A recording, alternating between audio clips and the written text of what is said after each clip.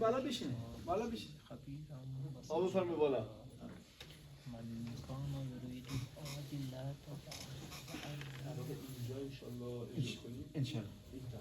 انشاءالله وار میدارم اینا رو بعد از افطار انشاءالله حالا اینم باشه کنم مشکل نیست نه وار میدارم این وار میدارم اینجا چیزه أجلنا له فيها ما نشاء لمن نريد ثم نه جعلنا لها اول تلاوت میشه يصلاها بعد از حسین فرمی خانم بعد از اون ومن تواشی أراد بعد آخر الآخرة وسعى لها سعيها وهو مؤمن فأولئك كان سعيهم مشكورا كلا نمد هؤلاء وهؤلاء من عطاء ربك وما كان عطاء ربك محظورا انظر كيف فضلنا بعضهم على بعض وللآخرات أكبر درجات وأكبر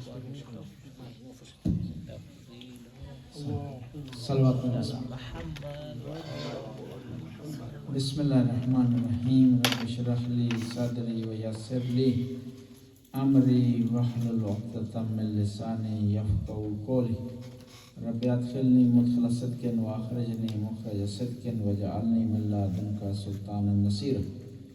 ہم جو ہے سورہ لقمان کی آیت نمبر 21 پر پہنچے ہیں، جس میں خداوند تعالیٰ ارشاد فرماتا ہے اذا قیل لهم اتبعوا ما انزل اللہ قالوا بل نتبع ما وجدنا علیہ آباءنا ولو کان الشیطان یدعوہم الی عذاب السعیر۔ آیت یہ فرما رہی ہے کہ جب ان سے کہا جاتا ہے کہ اس چیز کو فالو کرو جو اللہ نے نازل کیا، تو کہتے ہیں کہ ہم اس چیز کو فالو کریں گے جس پر ہمارے آباء و اجداد تھے۔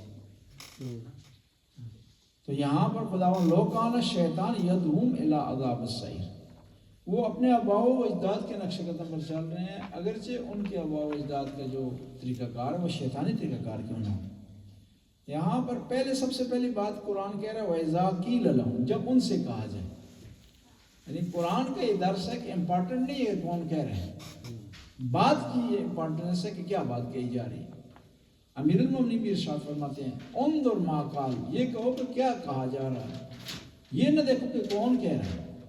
بات قیمتی ہے تو لے لو، بات اگر غلط ہے اس کو چھوڑ دو، چاہے کہنے والا کوئی بھی ہو سکے۔ کیوں بعض کا ممکن ہے کہ اچھا آدمی غلط بات کر سکتا ہے، ممکن ہے ایک غلط آدمی اچھی بات کر سکتا ہے، آپ نے دیکھنے کہ کیا کیا جائے۔ حتیٰ اگر اچھی بات دشمن سے مل جاتی ہے تو اس کو لے لو۔ دنیا میں کامیابی یہ ہوتی ہے نا کہ آپ اچھائی کو ڈھونڈنا شروع کریں، دنیاوی کمالات میں ایسا ہوتا ہے۔ یہ ابھی میں اس دن رپورٹ پڑھ رہا تھا تو ایران کا ایک ڈرون، اس کا نام ہے شاہد نام اس کا، اس کی کاپی امریکہ نے کر لی۔ یعنی دیکھا انہوں نے نہیں دیکھا کہ ہم اتنا بڑا ملک ہے، حالانکہ دنیا میں ٹیکنالوجی کے لحاظ سے، اسلحے کے لحاظ سے سب سے پہلے نمبر پر ملک، لیکن دیکھا کہ انہوں نے ایک اچھی چیز بنائی ہے تو اس نے اس کی کاپی کر لی۔ یعنی روس بھی اس کو استعمال کر رہا ہے، دوسرے لوگ بھی اس کو، یعنی آپ دیکھیں جس کسی کے پاس کوئی اچھی چیز ہو نا اس کو لے لیں۔ اچھے کام میں کاپی کرنا، ریس کرنا، فالو کرنا، اس میں کوئی حرج نہیں۔ اور یہ بری بات ہے کہ اچھا برا ایک آدمی کو آپ نے پکڑ لیا، اسی کو آپ فالو کر رہے ہیں۔ اسلام میں جہاں بت پرستی منع ہے نا، وہاں شخصیت پرستی بھی منع ہے، کہ آپ نے ایک آدمی کو مان لیا ہے، بس وہ اچھا ہے برا اس کو آپ نے فالو کرنا ہے، بس اسی کو آپ نے اس کے پیچھے چلنا ہے۔ ایسا نہیں کرنا چاہیے۔ دیکھیں اچھی بات کو کر رہا ہے تو اپنا لیں، پٹری سے اتر رہا ہے اس کو چھوڑ دیں۔ اور دنیا میں کوئی بھی آدمی معصوم نہیں ہے، کیا جو ہے اس کو آپ نے فالو کرنا ہے آنکھیں بند کر کے، اندھا دھن فالو کرنا صحیح نہیں ہے۔ اور اسی آیت سے پتہ چلتا ہے کہ اندھا دھن تک تقلید کسی کی کرنی جائز نہیں ہے، کہ اندھا دھن اس کو آپ فالو کر رہے ہیں، وہ اچھا ہے برا ہے تو آپ نے اس کو فالو کرنا ایسا نہیں۔ جس طرح پاکستان میں ہوتا ہے جی، مشہور مثال ہے جی، کیا کہتے ہیں جی، پٹواری جی، نواز شریف کو فالو کر رہے ہیں، وہ اچھا بھی کر رہا ہے برا کر رہا ہے، اسی نے جی اس کو ہی اپنانا ہے، اسی کو فالو کرنا ہے۔ معصومین ہستیاں صرف 14 ہستی ہیں، ان کے علاوہ کوئی بھی نہیں۔ جو غلطی کرے جو اس کو چھوڑ دیں، اچھائی کرے تو اپنا لیں۔ یہاں پر خداوند تعالیٰ اس آیت میں ایک قسم کی وارننگ دے رہے ہیں کہ تم آباء و اجداد کو اپنے فالو کر رہے ہو اور اس میں نہیں دیکھ رہے کہ آباء و اجداد تمہارے علم پر تھے، جہالت پر تھے، اچھی بات کرتے تھے، اچھے کام، اس کو نہیں دیکھ رہے تو گویا تم شیطانی کام کر رہے ہو. شیطان تمہیں اپنی طرف بلا رہا ہے. اور کس طرف بلا رہا ہے؟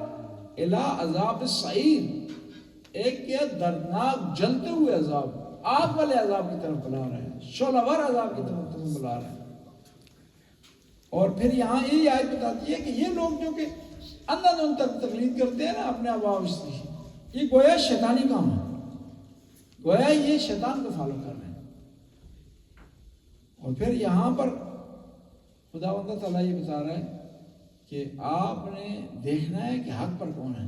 یہ نہیں دیکھنا کہ آپ کے آباء و اجداد ہیں، اگر حق پر ان کو فالو کریں، اگر غیر ہے اس کو فالو کریں. یہ نہیں دیکھنا کہ آباء و اجداد آپ کے جو ہے وہ ان کو آپ نے فالو کرتے جانا ہے کہ وہ چاہے حق پر ہو چاہے باطل پر.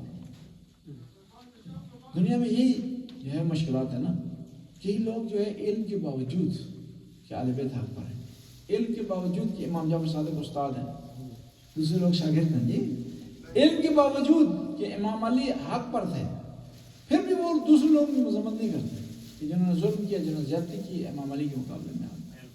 حدیثیں پڑھتے ہیں اور وہ آدمی خطرناک ہے، وہ اس کی بخشش نہیں ہے جو علم کے باوجود بھی غلط راستے پر ہے.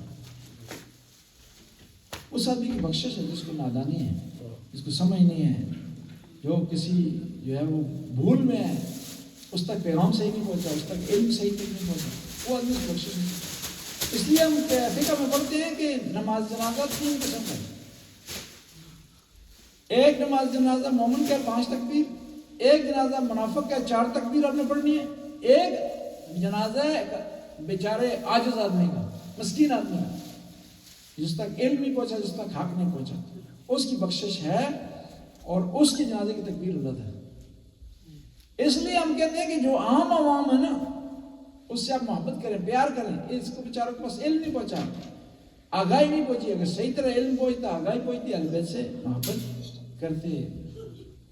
اس میں وہ لوگ قصوروار ہیں جو علماء ہیں، جن کے لیے واضح ہو گیا، روشن ہو گیا کہ امام علی سے زیادہ کسی کے پاس علم نہیں تھا. ان کے لیے واضح روشن ہو گیا کہ امام علی سے زیادہ کوئی شجاع نہیں تھا. ان کے لیے واضح اور روشن ہو گیا کہ امام علی سے زیادہ بڑا کوئی سخی نہیں تھا. امام علی سے زیادہ بڑھ کر کے قرآن کی آگاہی کوئی نہیں رکھتا تھا. علم ان کے لیے ہو گیا، اس کے باوجود بھی کسی اور کو امام علی پر ترجیح دے رہے ہیں کہ اس کی فضیلت میں کوئی چیز نہیں ہے. تو کیا ہے، وہ لوگ خطرناک ہیں، وہ لوگ ان کی بخشش نہیں ہے. وہ ہمارے استاد ہوتے تھے، کہتے تھے کہ میں جو ہے میری کو غیبت کرے گا، عام عوام کرے گی، اس کو معاف کر دوں گا، لیکن عالم دین کرے گا اس کو نہیں معاف کر دوں گا. پوچھا کیوں؟ کہا کہ یہ جو عالم دین ہے نا، یہ غیبت کرتا ہے، 2 غلط کام کرتا ہے. ایک تو غیبت کرتا ہے غلط کام، دوسرا یہ پہلے فتویٰ اپنے ذہن میں بناتا ہے، غیبت کے لیے جواز ڈھونڈتا ہے، آدمی کو فاسق بناتا ہے، پھر غیبت کرتا ہے. کیونکہ مومن کی غیبت نہیں کی جا سکتی، پہلے ذہن میں اٹھاتا ہے کہ یہ فاسق ہے، فاجر ہے، پھر غیبت کرتا ہے. لہٰذا ایک تو تہمت لگا رہا ہے، دوسری غیبت کر رہا ہے. لہٰذا پڑھے لکھے آدمی ہے نا، جس بس علم ہے، اس کی بخشش نہیں ہے. اس لیے کہتے ہیں نا، امام زمان تشریف لائیں گے تو بہت زیادہ علماء امام کی تلوار سے مارے جائیں گے. کیوں؟ اس وجہ سے ان کے پاس علم تھا، اس کے باوجود بھی انہوں نے اہل بیت کے لیے کام نہیں کیا، اہل بیت کی تبلیغ کو آگے نہیں بڑھایا، اہل بیت کے پیغام کو آگے نہیں بڑھایا. بس وہ آدمی جس کے پاس علم ہے، جانتے ہوئے وہ ایسا نہیں کرتا تو اس کی گناہ زیادہ ہے اور اس کی بخشش کا کوئی گنجائش نہیں ہے. اس طرح میدان کربلا میں کئی لوگوں کو علم تھا، مدینے والوں کو علم نہیں تھا. جی یہ کون سے حسین جو مدینہ چھوڑ کے جا رہے ہیں، انہوں نے پتا تھا کہ اپنی آنکھوں سے نہیں دیکھا ہے پیغمبر کے کندھے پر، اپنی آنکھوں سے پیغمبر نہیں دیکھا، پیغمبر نے سجدے کو لمبا کیا، اپنی آنکھوں سے نہیں دیکھا کہ اس سے پارسا اور اس سے عظیم شخصیت کوئی بھی نہیں. دیکھنے کے باوجود بھی اگر ایسا کیا ہے تو کیا ہے، وہ گناہگار اور خطا کار ہیں. تو بس ہمیں جو ہے اس بارے میں یہ سوچنا چاہیے، سمجھنا چاہیے کہ ہم اندھا کسی کے پیچھے نہ چلیں. علم، عقل، آگاہی کو جو ہے وہ استعمال کریں، اس کے بعد ایسا کریں. بس کچھ لوگ سوال کرتے ہیں پاکستان میں بڑے علماء ہیں جی، شہنشاہ نقوی ہیں، وہ علی رضا رضوی ہیں، مسعود بخاری ہیں، جو آج نقوی ہیں، کس کو ہم فالو کریں سمجھ نہیں آ رہی۔ وہاں دیکھیں کہ کون سا آدمی نہ ڈرے، کون سا آدمی صرف آپ کو نعروں پر ٹکرا رہا ہے، ٹرکھا رہا ہے، ڈٹی ڈٹائی تقریریں کر رہا ہے، کون سا آدمی علم دے رہا ہے، نئی کو آپ کو چیز دے رہا ہے، صحیح آپ کو لائن پر لگا رہا ہے، پاکستان کی صورتحال کو مد نظر رکھتے ہوئے وہاں پر تقریر کر رہا ہے، اور روزانہ اس کی ایک نئی چیز ہوتی ہے، اس کی تقریر میں نیا درس ہوتا ہے، کوئی گائیڈنس ہوتی ہے، ہدایت ہوتی ہے، اس کو آپ جو ہے فالو کریں۔ کچھ لوگ پاکستان میں یہ نا، انہوں نے 30-40 تقریریں رٹی، ٹھیک ہے جی، وہ ایک جو ہے خیبر کا واقعہ رٹا ہوا ہے، دوسرے 2-3 واقعہ رٹے ہوئے ہیں، اس کو مختلف الفاظ میں، مختلف عبارتوں میں، کبھی پہلے جملہ لے آئے، کبھی بعد میں، کبھی آیت کو نقطے پر فٹ کر دیا، کبھی نقطے کو آیت پر فٹ کر دیا، بس لوگوں سے پیسے جو ہے بٹور رہے ہیں، 1-1 لاکھ فیس رکھی ہوئی ہے، 5-6 گارڈ رکھے ہوئے ہیں۔ کچھ لوگ ایسے ہیں، کچھ لوگ اس کے مقابلے میں کیا ہے، خلوص سے علم لوگوں کو دے رہے ہیں، آگاہی لوگوں کو دے رہے ہیں، لوگوں تک ایک نئی چیز پہنچا رہے ہیں۔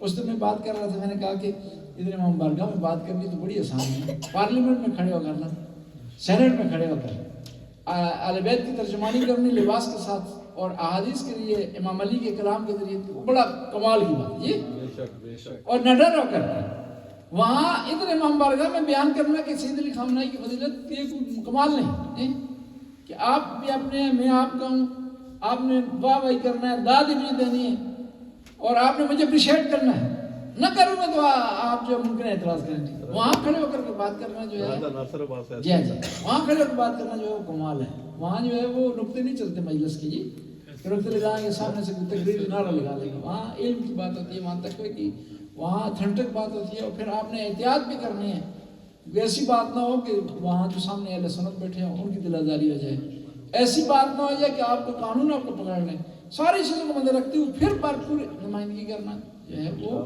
یہ کمال کی بات ہے، ٹھیک ہے۔ لہٰذا ان لوگوں کو آپ جو ہے فالو کرنا چاہیے آپ، ٹھیک ہے، پہچان ہونی چاہیے، پہچان ہونی چاہیے۔ آپ بازار جاتے ہیں تو اپنا سودا خریدنے کے لیے بڑی پہچان آپ کہ جو ہے ایکسٹرا سے خریدیں یا ریما سے خریدیں یا جو ہے کیوی سے خریدیں، کون سا سستا اور کون سا بہتر کوالٹی دیتا ہے جی، صحیح۔ تو جب علماء کی بات آتی ہے تو آپ کہتے ہیں جی سمجھ نہیں آ رہی جی، علماء جو ہے کوئی کس طرح جا رہے ہیں، کس طرح نہیں، وہاں بھی آپ سمجھ بوجھ آپ کو رکھنی چاہیے، اور انتخاب میں دقت کریں کسی کے کلام کو، کسی کی بات کو۔ اللہم صلی علی محمد یا علیم یا علیم یا غفور۔